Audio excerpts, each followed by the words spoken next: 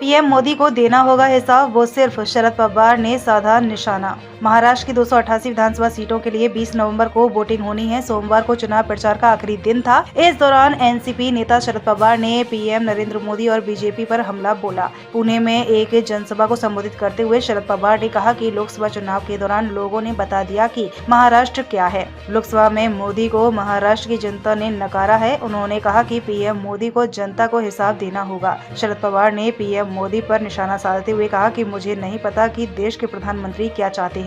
लोकसभा में बीजेपी ने 400 सांसदों की मांग की थी। मैं समझ नहीं पा रहा कि देश चलाने के लिए 400 सांसद क्यों चाहिए। दरअसल मोदी देश का संविधान बदलना चाहते थे, इसलिए उन्होंने ये नारा दिया। शरद पवार ने कहा कि प्रधानमंत्री मोदी देश के हैं, उन्हें ये समझना होगा कि वे सिर्फ गुजरात के नहीं हैं, उन्हें हिसाब देना होगा। शरद पवार ने कहा कि आज हालात ये हो गए हैं कि महाराष्ट्र के उद्योग गुजरात शिफ्ट हो गए हैं। उन्होंने कहा कि विधानसभा के चुनाव में भी जनता बीजेपी को सबक सिखाएगी। शरद पवार ने वोटर्स की तारीफ करते हुए कहा कि आपने मोदी पर लगाम कसना संभव कर दिया है। हमारे 30 सांसद चुने गए हैं जिनके पास ताकत है। पीएम मोदी पर सवाल उठाते हुए उन्होंने कहा कि बीजेपी वाले लोगों का ध्यान भटकाने की कोशिश कर रहे हैं।